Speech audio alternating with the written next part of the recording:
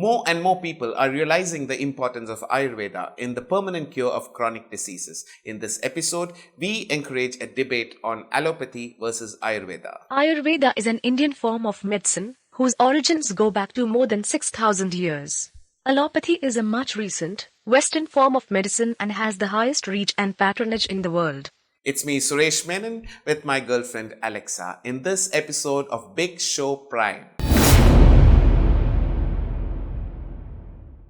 Allopathy uses chemicals and synthetics to cure an ailment, while Ayurveda uses herbs. Ayurvedic medicines do contain chemicals, of course, but they are all naturally derived. Allopathy is definitely preferred when there is an emergency, where the medicines actually quell the symptoms and makes the patient feel a bit more better.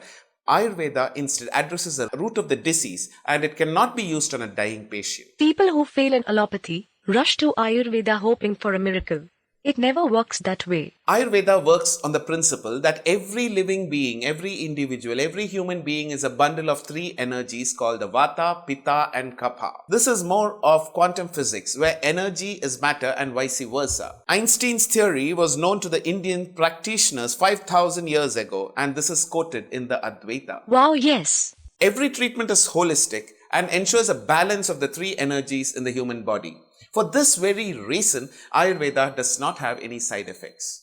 On the other hand, every single drug in allopathy has side effects, which varies for every individual. Treatments in allopathy are generic. For instance, high body temperature or fever is always addressed with paracetamol. But in Ayurveda, the treatment will be different for each and every person depending on their bodies. For this very reason, it is very important to consult only well-experienced Ayurvedic physicians. Care should be taken to not fall prey to several of these new Ayurvedic treatment centers. Yes, it is estimated that the Ayurveda system uses 2,000 plants and there are over 350,000 formulations. No Ayurvedic physician armed with a recent certification will be competent enough to handle the science well. Impossible. Because Ayurveda is now getting very popular, there are a lot of quacks too, who start practicing Ayurveda after displaying some mint leaves and a few nuts on their investigation table.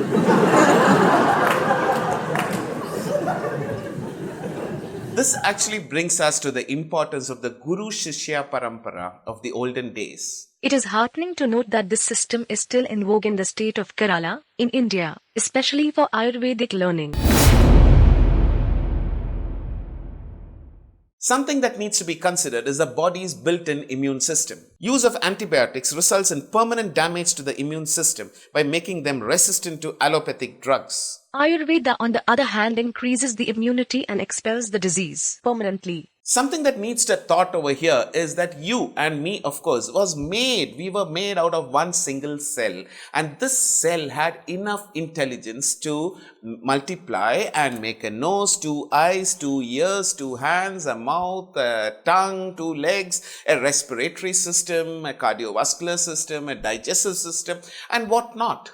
This means that every cell in the human body is more than capable of taking care of itself, as long as a balance of the energies are maintained. This is exactly what the Ayurvedic system does. It balances the energies of the human body. If that is the case, what about babies who are born with physical abnormalities? Physical deformities and abnormalities in newborn babies are because of genetic, chromosomal and environmental disorders. Rather than questioning the process of life formation, we need to explore the parents' lifestyle. What did they do to deliver such a single cell to start off with? No wonder. No wonder what? I need to meet your parents. You look so different from me.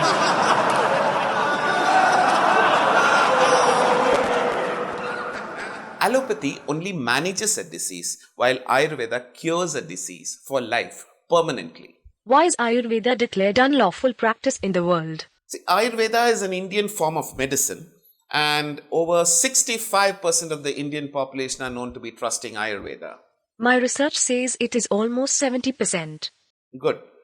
However, outside India, Ayurveda is considered even unlawful in some countries. One of the reasons is that Ayurveda does not have a systemized, standardized set of treatment for all the people, because Ayurveda is a treatment that is different for every individual.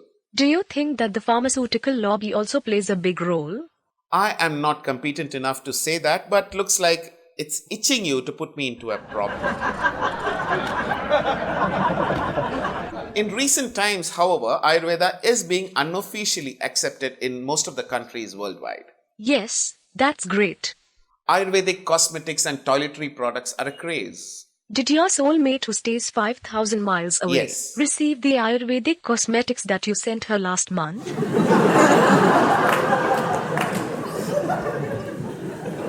Cost-wise, Ayurveda is dirt cheap as compared to allopathy. How about cases where surgery is needed? Surgeries exist in Ayurveda too. In fact, modern equipment available for diagnosis help the Ayurvedic physicians in proper investigations. Lovely. There are still several diseases where allopathy does not have a drug or treatment.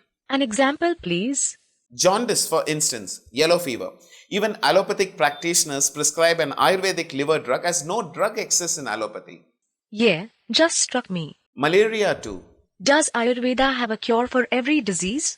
Yes, Ayurveda has a cure for every disease. How about cancer? Yes, not just cancer. The principle of treatment itself virtually guarantees cure for not just the diseases of the present times, but also diseases of the future.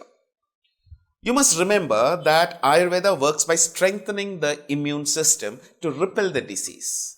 But Suresh, don't you think that in this age when people want instant gratification, going to an Ayurvedic physician may not be always feasible? Very true. But my point here is, why do you want to wait for the disease to come into your body?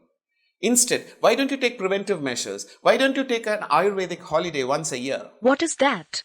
Ayurvedic holiday? Well, basically, it's a vacation for a week or two once a year in an Ayurvedic rejuvenation center. Detox your body, bring the body's energies to balance, and remain disease free.